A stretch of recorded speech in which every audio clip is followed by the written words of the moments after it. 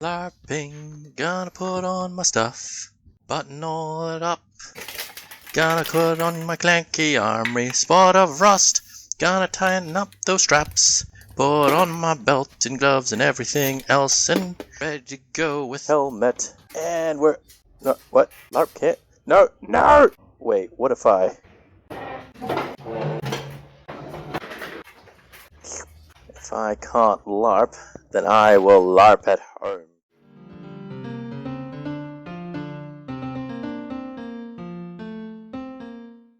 Hello everyone, and welcome to another episode of Unscripted Reviews with me, Freebie Wits. Now before we begin, here's a little disclaimer. No, I did not wear the VR headset on top of my helmet when I played the game. Number two, yes, this is still unscripted. I just filmed everything I did just to have fun without a script, so technically still unscripted. I just edited it very heavily, so still no script. So anyway, some of you might be wondering, why am I reviewing a VR game? And that's because, well, with COVID and all that stuff happening, I'm getting back into VR stuff more and more as a substitute for LARPing. It's not the same thing, like you don't feel the weight of the sword swings, you don't feel the weight of your armor on you, and you definitely don't hear the clanking as you run around. And yes, once again, I realize I could have worn armor while doing VR, but trust me, you don't want to do that. So why am I reviewing Gorn specifically? And well, it's because when I was swinging around one of the swords in the game, they were kind of floppy and it reminded me of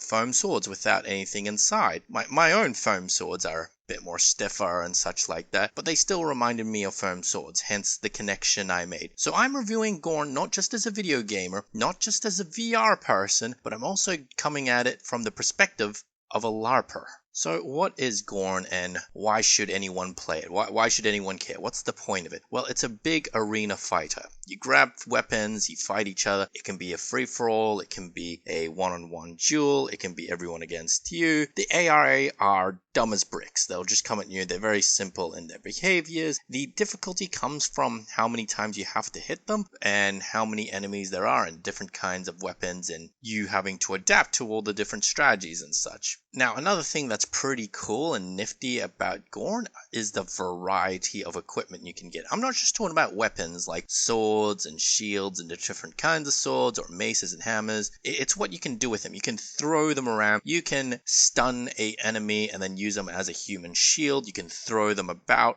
There's some stage hazards every now and then. Oh, and one of my favorite things is that you can change which kind of gauntlets you have. Sometimes they'll change based on like the specific mission you're in, and Endless you can like choose what you start with and all that stuff. So you've got things like the throwing dagger braces, which reload on throwing daggers consistently, and then you've got things like a crossbow wrist-based crossbow. Either way, they're all very cool, they're all very fun, and from a mechanical standpoint, there's no reason why you wouldn't want to use them in the first place. There's no downside to using most of them, except for the super heavy gauntlets, which don't allow you to carry anything if you have those equipped. So how does it all work? Like, is it a hard game? And the answer is yes and no. It's kind of subjective in that regard.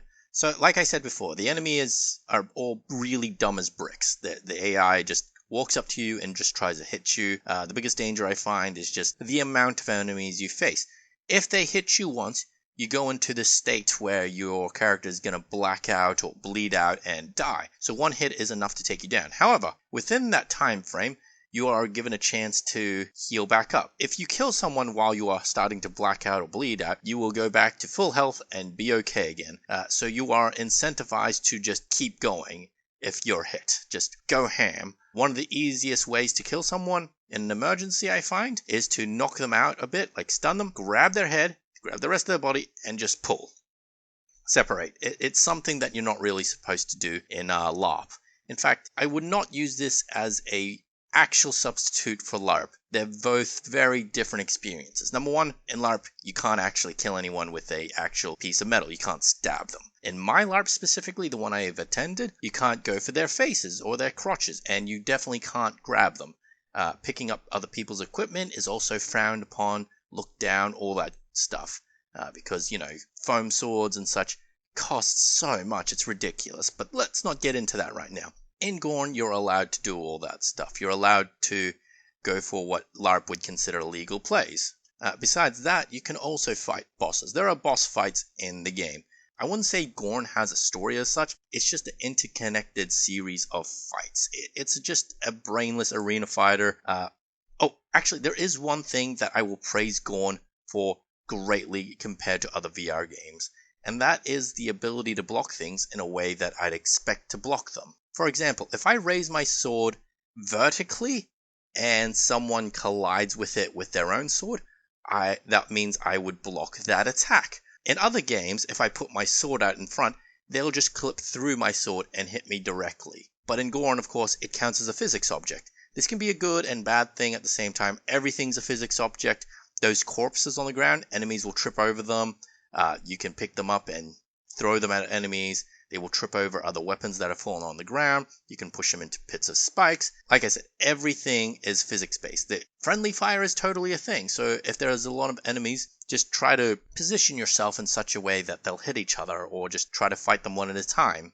Anyways, speaking of fighting, momentum and speed matter a lot in the game. Based on the weapon you're using, if you swing really slowly, it won't do much. It'll just flop and press against the enemy like a foam noodle. But if you strike really fast, it'll count as a very, very hard hit.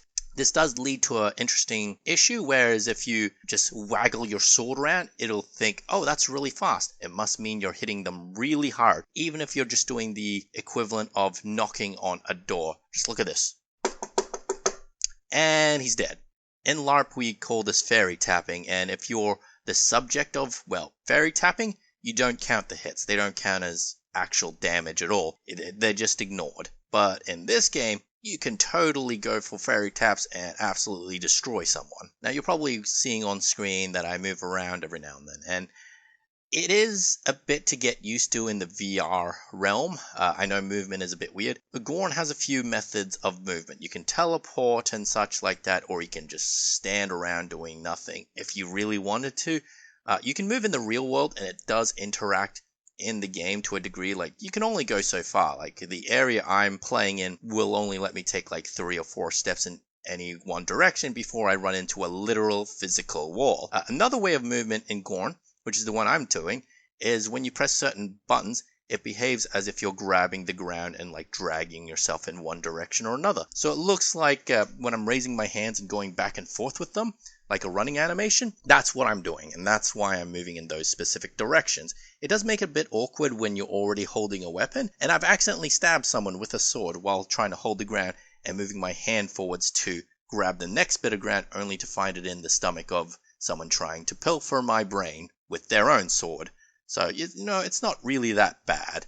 Overall, I'd say Gorn is a wonderful game. It's not deep, it's not meaningful, but in a world without LARP, it's the next best thing. Do I recommend it?